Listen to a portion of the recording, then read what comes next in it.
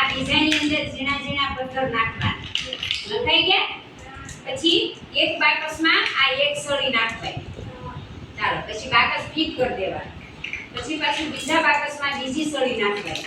અને ઈ બાકસ ફિટ કરી દેવાનું પછી બે બાકસને જોઈન્ટ કરી દેવાના જોઈન્ટ કરી અને એને દોરો બાંધી દેવાનો શું બાંધવાનું દોરો હા દોરો ચાલો હવે આ દોરો હું અહીંયા બાંધું છું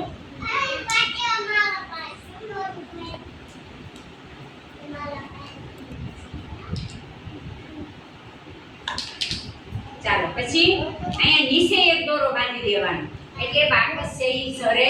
નહીં હા નીચે એક દોરો બાંધી બાંધી બેટા